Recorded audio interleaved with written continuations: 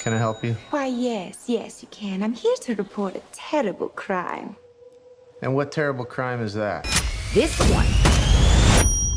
Ah, shit. I told this all wrong. Quick history lesson. So Birds of Prey and the Fantabulous Emancipation of One Harley Quinn is a movie. Or, was a movie.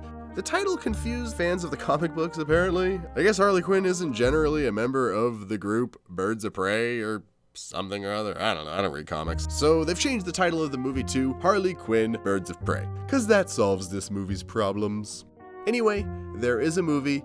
It does exist. It's been in theaters for about a month, and it's about a crazy but endearing clown lady making new friends in the wake of a rough breakup, as all the assholes and dicks in her life descend upon her now that she is single. Shenanigans ensue. But it's not really doing all that well at the box office. And that's apparently all anyone wants to talk about with this movie, which is actually kind of nice for me because I co-host a show about movie news and box office numbers called Show Business. No, I don't know how that name was available, but it worked out well for me. You can catch us every Monday at 6 p.m. Pacific time on my buddy's channel down in the description, but you can also find a podcast version of us on iTunes and Podbean. We're so glad you could attend. So the fantabulous Harley of Quinn's Birds is not setting any box office records. With a budget of about $90 million, it needs to pull in about $180 million before it breaks even due to advertising costs. And currently, it's sitting around the $200 million mark.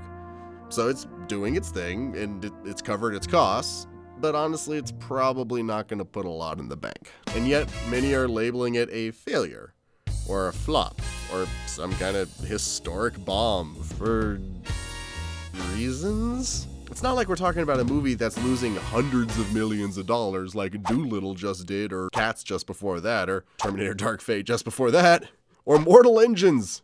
Yeah, you remember Mortal Engines? Of course you don't. No one does, because no one saw it. Now look, I'm not really interested in speculating on what would or would not make someone do a thing, especially when the thing they did or doing is misrepresenting information.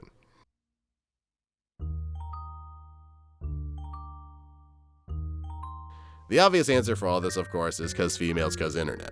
But that's arguing a negative, and I don't really want to do that in my tiny echo chamber on my minuscule YouTube channel. What? You are so cool.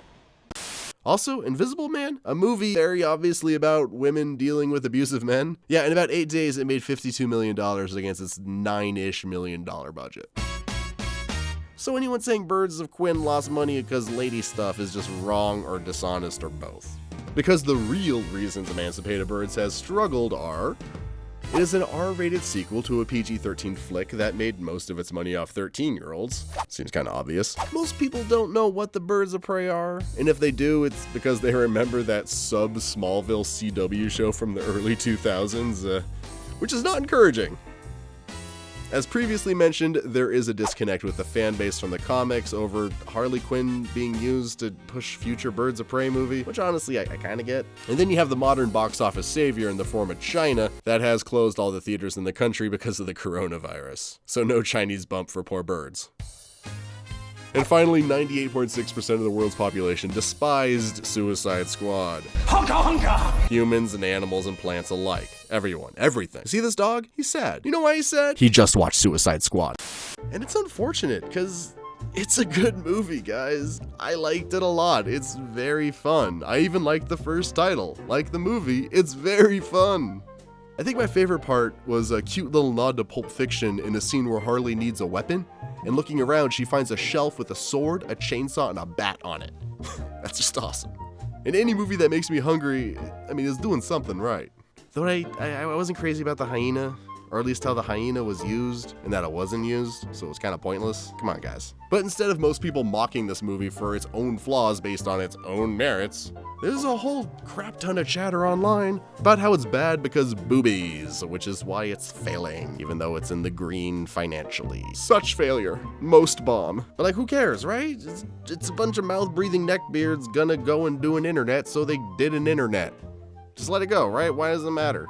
Well, a year ago, I would have agreed with you.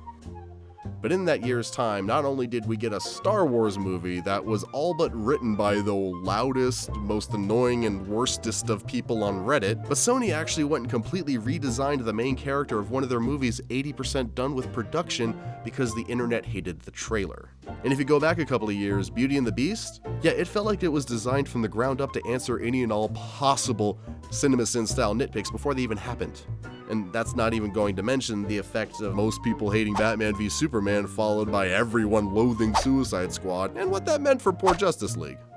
My point being that the direction of online discussions actually does kinda matter sometimes. And yeah, there are those out there that are gonna want the public to think that Birds is some massive flop and just a legendary failure of our time. And because of that alone, they'll just keep pumping out the tweets and the videos trying to deride this movie. But I don't think everyone making content based on the financial situations of the fantabulous Birds is doing so in bad faith. Honestly, some are just chasing that SEO dragon, trying to get those clicks, trying to get those views, trying to get those retweets. And I'm guilty of that just as much as anyone else. I'm seriously not faulting anyone for that. But just think before you do it, I guess, is what I'm saying. Wait, what am I saying? What's the point of this video? Why am I doing this again? Eugene! Why am I making this video again? What? To incept the idea that it's good to question why someone makes the content that they do? Yeah, that's a good enough reason.